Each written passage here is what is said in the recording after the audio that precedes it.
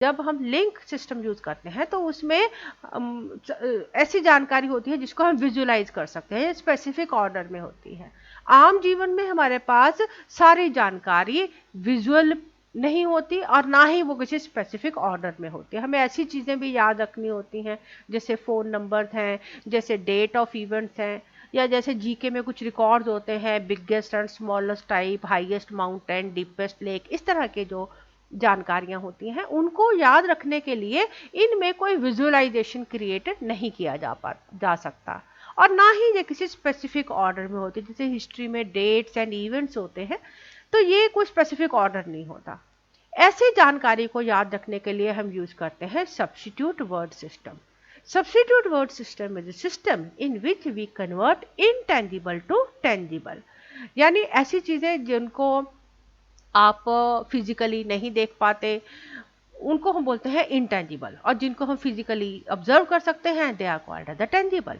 तो जैसे नंबर्स हैं, अल्फ़ाबेट्स हैं, अब असल में ए बी सी इसका कोई फॉर्म नहीं है, और सिमिलरली नंबर्स, इसका भी कोई फॉर्म नहीं है। तो ऐसी जो जानकारी है जो कि नंबर्स की नेचर है, या जिसमें कुछ ऐसे अल्फ़ाबेट्स हैं जिसको याद करना वैसे मुश्किल है, तो इन जानकारियों को हम किसी नाउन के साथ या टेंजिबल ऑब्जेक्ट के साथ जोड़ देते हैं। तो ये सिस्टम जिसमें हम नई डिफिकल्ट और अब्स्ट्रैक्ट वर्ड को किसी टेंजिबल नाउन के साथ एसोसिएट कर दें, that will be called as substitute word system. अब ये जो एसोसिएशन है जिसमें हम इनटेंजिबल को टेंजिबल के साथ जोड़ रहे हैं, ये मीनिंगफुल होना चाहिए। मीनिंगफुल होगा तभी आप बाद में इसको रिकॉल कर पाएंगे, नहीं तो बाद में आप भूल जाएंगे कि आपने वन की बजाय आपने इसको एसोसिएट किया था एलिफेंट की फिगर के साथ। अब एलिफेंट की फिगर और वन में अगर आप कोई मीनिंगफुल एसोसिएशन नहीं बना पाते तो बाद में आप उसको रिकॉल नहीं कर पाएंगे। एग्जाम्पल के लिए लेते हैं, जैसे मान लीजिए हम किसी लर्नर को कोई नया वर्ड सिखाना चाहते हैं, फॉर एग्जाम्पल फोर्स। अब फोर्स को वैसे किसी पिक्चर में शो करना is very difficult, but you can associate it with some similar sounding word जिसकी आवाज इसके जैसी है। फोर्स को फोर्क के साथ जोड़ा जा सकता है। तो अगर हम फोर्स और फोर्क दोनों की आवाज क्योंकि मिलती जुलती है इसके साथ जोड़ देंगे तो हमें आसानी से लर्नर को इसको याद रखने में उसको मदद होगी। सिमिलरली अगर आप आवाज से नहीं जोड़ सकते तो आप पिक्चर से जोड़ सकते हैं। जैसे वर्ड है जस्टिस। अब जस्टिस वर्ड को आप पिक्चर में तो दिखा नहीं सकते, तस्वीर में नहीं दिखा सकते, लेकिन जस्टिस वर्ड को हम एसोसिएट कर सकते हैं विद द पिक्चर ऑफ जज। So what the judge does is justice. So that way you can associate the word justice with the noun which can be shown with the picture, that is judge. तो ये जो system है जिसमें हम intangible को tangible के साथ जोड़ते हैं in a meaningful way, that is called the substitute word system. अब सब्स्टिट्यूट वर्ड सिस्टम में जिस तरीके से जोड़ा जाता है that is called a system of coding. कई तरह के सिस्टम ऑफ कोडिंग इस समय पे प्रचलित हैं, जैसे अल्फ़ाबेट वर्ड सिस्टम है। तो ये सबसे आसान सिस्टम है जिसको हम नर्सरी एलकेजी की बुक्स में भी देखते हैं। इसमें हम अल्फ़ाबेट जो कि अब्स्ट्रैक्ट होते हैं उसको किसी नाउन वर्ड के साथ एसोसिएट कर देते हैं, जैसे A for apple, B for bat, C for cat, D for dog, etcetera etcetera etcetera. तो इससे लर्नर को अब्स्ट्रैक्ट अल्फ़ाबेट को मेमोराइज करने में हेल्प होती है, और बाद में हम उसको रिकॉल कराने में भी इसकी मदद लेते हैं। जैसे हमने स्पेलिंग लिखाने होते हैं तो हम बोलते हैं लिखिए ए फॉर एप्पल, तो उससे the learner is able to recall the shape of alphabet A. Second system is numeric word system. इसमें हम नंबर को किसी नाउन वर्ड के साथ एसोसिएट कर देते हैं। जैसे कोई भी नंबर हो गया जिसकी शेप किसी ऑब्जेक्ट के साथ मिलती जुलती है उसके साथ हम इसको एसोसिएट कर सकते हैं। जैसे एग्जाम्पल के लिए जैसे 1 है, 1 का शेप कैंडल से मिलता है। 2 का शेप स्वैन की नेक के साथ मिलता है। 3 का शेप हार्ट के साथ मिलता है क्योंकि हार्ट में भी एक 3 होता है, या मैकडोनल्ड के साथ एसोसिएट कर सकते हैं। 4 को चेयर के साथ, 5 को हुक, 6 को स्टिक या विसल के साथ, 7 को एक्स या लाइटनिंग के साथ, 8 को स्नोमैन, आर ग्लास या स्पेक्टिकल के साथ, 9 को बलून विद स्टिक के साथ एसोसिएट किया जाता है। तो इसमें थोड़ा फ्रीडम है आपको, आप इसको 3 को हार्ट के साथ भी एसोसिएट कर सकते हैं, मैकडोनल्ड के साथ भी एसोसिएट कर सकते हैं। आपकी अपनी इच्छा से आप 7 को x के साथ या लाइटनिंग दोनों के साथ, क्योंकि x का जो शेप है that is also somewhat like 7 and lightning में भी बहुत सारे 7 होते हैं, तो दोनों के साथ आप एसोसिएट कर सकते हैं। तो ये तरीका है जिसमें आप अब्स्ट्रैक्ट नंबर को किसी नाउन वर्ड के साथ एसोसिएट कर सकते हैं। जो तीसरा सिस्टम है that is called as the peg system. Peg system में आगे 3 तरह के सिस्टम्स हैं। जैसे राइमिंग वर्ड सिस्टम है, in rhyming word system we associate digit by a similar sounding word. जैसे 1 है तो 1 का जो आवाज़ है, क्योंकि गन बन या सन के साथ मिलता है, तो आप इसको इनमें से किसी भी नाउन के साथ एसोसिएट कर सकते हैं। जैसे 2 है which is associated with shoe, 3 with tree, 4 with door and so on. So you can further extend this system by using the nouns. Main चीज़ क्या है कि हम अब्स्ट्रैक्ट को, ये जो नंबर है ये अब्स्ट्रैक्ट है और इसको हम कंक्रीट ऑब्जेक्ट के साथ जोड़ रहे हैं और कोशिश करते हैं कि ये जो कंक्रीट ऑब्जेक्ट है ये नाउन हो। अब ऐसा क्यों करते हैं कि नाउन हो? क्योंकि नाउन को रिप्रेजेंट करना आसान होता है, इसको विजुअलाइज करना आसान होता है, और बाद में जब हम इन वर्ड्स को हम स्टोरी में यूज़ करेंगे यानी लिंक सिस्टम में यूज़ करेंगे, तब हम इनके ऊपर certain actions can also be added, तो उससे हम स्टोरी को और इंटरेस्टिंग बना सकते हैं। Another peg system is which is also called as the major system. Major system या mnemonic major alphabet word system है, जिसमें डिजिट को हम रिप्रेजेंट करते हैं लेटर्स के साथ। अब ये जो सिस्टम है ये थोड़ा ज़्यादा एडवांस्ड है या डेवलप्ड है और बहुत यूज़फुल भी है और बहुत यूज़ भी होता है। इसमें 0 को रिप्रेजेंट किया जाता है S और Z के साथ, 1 को T और D के साथ, और इस तरह से सभी डिजिट्स के लिए कुछ स्पेसिफिक अल्फ़ाबेट्स हैं जो किसी ना किसी तरह से इन नंबर के साथ एसोसिएटेड है। जैसे 4 और R राइमिंग है, 3 में भी 3 वर्टिकल रोज हैं, जैसे आप M लिखते हैं तो there are 3 vertical rows, vertical lines which are associated with 3, n में there are 2 vertical lines so which is associated with 2, t में there is only 1 line so it is associated with 1. Similarly these all numbers and associated alphabets they have been fixed now. इसमें किसी भी number को हमने जिसको हम memorise करना चाहते हैं उसकी डिजिट्स को अल्फ़ाबेट में कन्वर्ट कर दिया जाता है और फिर उन अल्फ़ाबेट से हम कोई मीनिंगफुल वर्ड क्रिएट करते हैं। जैसे हम एग्जांपल लें 157। अब 157 में हम 1 को रिप्लेस कर देंगे T के साथ, 5 को L के साथ और 7 को K के साथ, तो हमारे पास अल्फ़ाबेट आ गए TLK। मगर ये तो कोई वर्ड नहीं बन रहा, कोई मीनिंगफुल वर्ड नहीं बन रहा।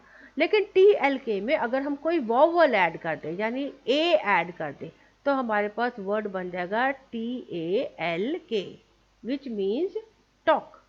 तो इस तरह से हम इस वर्ड को मीनिंगफुल वे में लर्न कर सकते हैं। तो जब कन्वर्ट करना होगा तो हम इसको इसी स्पेसिफिक तरीके से आप इसको वापस डिजिट में कन्वर्ट कर सकते हैं। तो ये भी एक तरीका है जिससे आप नंबर्स को मीनिंगफुल वर्ड्स में कन्वर्ट कर सकते हैं। तो ये सिस्टम काफ़ी यूज़फुल है क्योंकि इसको कंप्यूटर्स में भी यूज़ किया जाता है, पासवर्ड में यूज़ किया जाता है और बड़ी इजीली कन्वर्ट किया जा सकता है। Third type of peg system is person, action और ऑब्जेक्ट सिस्टम। इसमें आप अपनी मर्जी का कोडिंग सिस्टम बना सकते हैं। किसी भी पर्सन के नाम को या किसी भी एक्शन को, किसी भी ऑब्जेक्ट को आप किसी भी अल्फ़ाबेट के लिए एक कोड की तरह यूज़ करते हैं। तो इसीलिए इसको इलेबोरेटिव कोडिंग बोला जाता है और ये कंपैरेटिवली डिफ़िकल्ट सिस्टम है जिसको कोडेड मैसेजेस के लिए या कोडेड वर्ड्स बनाने के लिए यूज़ किया जा सकता है। So this is how we have studied that these are all different coding systems. They are used to convert number into some image or consonant converted to some word and then that word converted to an image, and then these images they are used in linking. Memory enhancement models का एक another important concept है keyword. Keyword means a word which is representing a big thought और ideas. तो कई सारे ideas और कई सारे थॉट्स को मेमोराइज करने से कंपैरेटिवली आसान रहता है कि हम उन सभी थॉट्स को किसी एक वर्ड में कन्वर्ट कर लें और इस वर्ड को मेमोराइज कर लें। और जब हमें ये पूरी जानकारी चाहिए हो तो हम इस वर्ड को अनलॉक करके इस पूरी जानकारी को वापस रिट्रीव कर पाए। That is called as the keyword. Keywords सारे सब्जेक्ट्स में यूज होते हैं, सभी ग्रेड्स में यूज होते हैं, सभी लर्नर्स के द्वारा यूज होते हैं, यानी सभी एज ग्रुप के लर्नर्स कीवर्ड्स को यूज कर पाते हैं। तो इस तरह से ये बहुत ही फ्लेक्सिबल एक डिवाइस है, तरीका है जिससे आप मेमोरी को एनहांस कर सकते हैं। मेमोरी मॉडल्स में 9 तरह के निमोनिक डिवाइसेस को प्रयोग में लाया जाता है। जैसे फर्स्ट इज म्यूजिक, आप किसी जिसको चीज़ को याद करना चाहते हैं उसको म्यूजिकल तरीके में गा गा के याद करिए, आप आसानी से याद कर लेंगे। एक्रोनाइम्स होते हैं जिसमें जैसे ASAP है, ASAP as soon as possible, जिसमें हर अल्फ़ाबेट एक वर्ड को रिप्रेजेंट करता है। तो इस वर्ड को याद करके आप पूरी जानकारी को प्राप्त कर सकते हैं। जैसे वेबग्योर है, वेबग्योर में सभी अल्फ़ाबेट 7 कलर्स ऑफ रेनबो को रिप्रेजेंट करते हैं। एक्रोस्टिक एक ऐसा तरीका है जिसमें आप इसमें एक्रोनाइम में हम वर्ड बनाते हैं, एक्रोस्टिक में हम एक फ्रेज बना लेते हैं या एक सेंटेंस बना लेते हैं और उस सेंटेंस से हम पूरी जानकारी को वापस ले सकते हैं। जैसे प्लैनेट्स का जो सीक्वेंस है उसको लर्न करने के लिए बहुत सालों से बच्चे यूज करते हैं। My very educated mother just showed us 9 planets. तो इसके पहले पहले अल्फाबेट से आप प्लैनेट का नाम गेस कर सकते हैं, सही सही आप उसको वापस सीक्वेंस में लगा सकते हैं। अनदर इज मॉडल, मॉडल में आप पिक्चर बना सकते हैं, कोई फ्लो चार्ट बना सकते हैं, साइकिल या टेबल ड्रॉ कर सकते हैं जिससे आपको याद करने में आसानी होती है। Note organization is a method जिसमें आप नोट्स को, जो आप नोट्स बनाते हैं अपने सब्जेक्ट मैटर के, उसको बेहतर तरीके से ऑर्गेनाइज करके अब मेमोरी को इम्प्रूव कर सकते हैं। इसमें आगे 3 तरीके आ जाते हैं, जैसे कॉर्नल मेथड है, आउटलाइन मेथड है और नोट कार्ड है। तो इनके बारे में भी मैं फिर कभी बात करूंगी। Next is rhyme mnemonic. Rhyme mnemonic मतलब आपने जो जानकारी याद करनी है उसको राइम में कन्वर्ट कर लीजिए, उसकी पोएम बना लीजिए। तो पोएम तो बहुत छोटी उम्र के बच्चे भी बड़े आसानी से लर्न कर सकते हैं, तो आप भी उस पोएम को आसानी से याद कर पाएंगे। पिक निमोनिक्स एक तरीका है जिसमें आप जो जानकारी याद करना चाहते हैं उसको पिक्चर बना लीजिए, उसका कोई कार्टून बना लीजिए, कोई ऐसा उसका तस्वीर बना लीजिए जिससे वो आपको आसानी से रिकॉल हो सके। कनेक्शंस में हम जानकारी को एक दूसरे के साथ एसोसिएट कर देते हैं। जैसे मान लीजिए आपने कॉन्वेक्स और कनकेव है, तो कन्वेक्स को आप वैक्स को वैक्स के साथ आप एसोसिएट कर सकते हैं। तो कन्वेक्स हो गया वो जिसमें कुछ वैक्स लगा, वैक्स लग गया है तो ये मोटा हो गया है, तो ये ऐसा लेंस बन जाएगा जो which is thick from the centre. Similarly concave is cave like, तो कनकेव लेंस ऐसा हो जाएगा जिसमें एक अंदर की तरफ डिप्रेशन है। तो इस तरह से आप कुछ कनेक्शन बना सकते हैं। स्पेलिंग में बहुत कॉमन एग्जांपल दूंगी, प्रिंसिपल और प्रिंसिपल का। प्रिंसिपल में PAL होता है which is person and PLE is related to rule, so that is how the rules can be the spellings can be related to memorize them better. तो ये कुछ तरीके हैं जिससे आप मेमोरी को बेहतर बना सकते हैं। सभी तरह के मेमोरी एनहांसमेंट मॉडल्स ये आपकी मेमोरी को एनहांस करते हैं। ऐसा माना जाता है कि 2 से 3 गुना मेमोरी को एनहांस किया जा सकता है। Whereas all memorization and remembering process they need active pursuit on the part of learner, क्योंकि असल में जो memorization है that is to be done with the active participation of learner। लेकिन इस कैपेसिटी को विद प्रॉपर मॉडल इम्प्रूव किया जा सकता है और long term permanent memories create की जा सकती हैं। जो जेरी लुकास का मेमोरी एनहांसमेंट मॉडल है उसको क्रिटिसाइज इस बात पे किया जाता है कि ये कोई एजुकेशनिस्ट के द्वारा नहीं बनाया हुआ, ये तो फुटबॉल प्लेयर हैं और एक मैजिशियन है जिन्होंने इस मॉडल को डिवाइस किया है। तो इसको माना जाता है कि ये it is a kind of gimmick only. लेकिन ये जो गिमिक्स हैं दे वर्क। तो ये चाहे ये नॉन एकेडमिक ऑथर्स के द्वारा बनाया हुआ है, लेकिन ये जो मॉडल है it gives you some very practical and common sense ideas which can be used to enhance the memory.